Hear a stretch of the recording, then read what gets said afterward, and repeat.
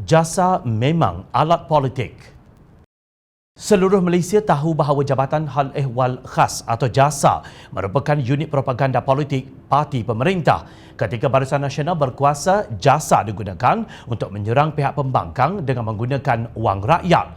Sepatutnya unit propaganda parti menggunakan dana parti politik berkenaan, bukannya wang yang sepatutnya diagihkan demi kebajikan rakyat. Justru dana yang berjumlah 85.5 juta ringgit di dalam belanjawan 2021 iaitu 4 juta ringgit di bawah butiran 021000 Hal Ehwal Khas atau JASA dalam komunikasi strategik dan industri kreatif dan 81.5 juta ringgit di bawah butiran 050100 perluasan Jabatan Hal Ehwal Khas atau JASA dalam dasar baharu amat tidak wajar.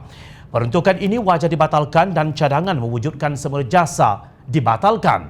Wang rakyat boleh digunakan untuk tujuan lain yang jauh lebih bermanfaat. Ahli Parlimen Pakatan Harapan Lembah Pantai, Fahmi Fazil mengkritik alasan Kementerian Komunikasi dan Multimedia Malaysia KKMM yang mewujudkan semula jasa dengan perbelanjaan yang amat besar sebagai satu kelemahan. Sebagai perbandingan, jumlah ini boleh digunakan untuk membina 2 buah klinik kesihatan jenis 2 yang dilengkapi peralatan perubatan terkini dan mampu memberi khidmat kepada 500 hingga 800 pengunjung setiap hari. Atau ia boleh digunakan untuk membina 3 bangunan sekolah dengan 24 bilik darjah setiap satu. Atau ia boleh dimasukkan ke dalam tabung cerdik di mana jumlah ini mampu membeli 85,000 komputer riba tambahan untuk begitu ramai pelajar sekolah rendah dan menengah yang tidak mampu mengikuti pembelajaran secara dalam talian, tegasnya.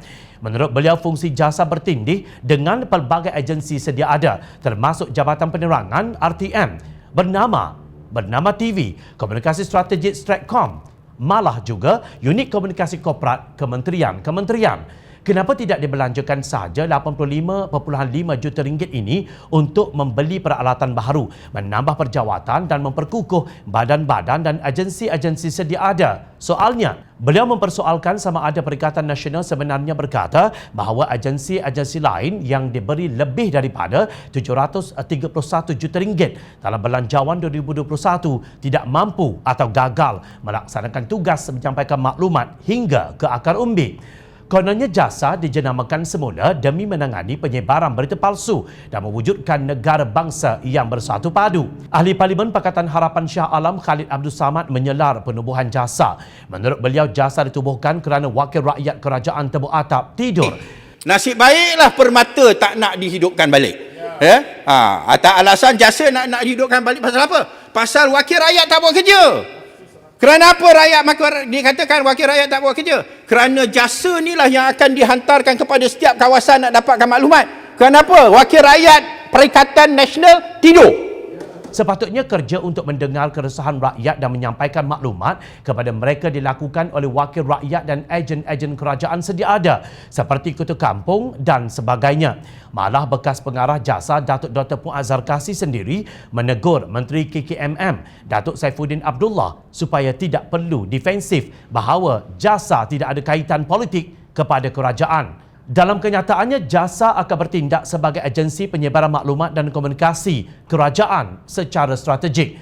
Itu memang tujuan jasa. Ia tetap dikaitkan dengan politik. Jangan apologetik, katanya dalam kenyataan di Facebook. Justru alasan untuk menghidupkan semula jasa tidak masuk akal. Usul mengaruh ini wajar dibatalkan dan dana berjumlah 85.5 juta ringgit ini diagihkan kepada program-program dan agensi-agensi penerangan dan komunikasi sedia ada atau dibelanjakan untuk program-program yang lebih bermanfaat kepada rakyat.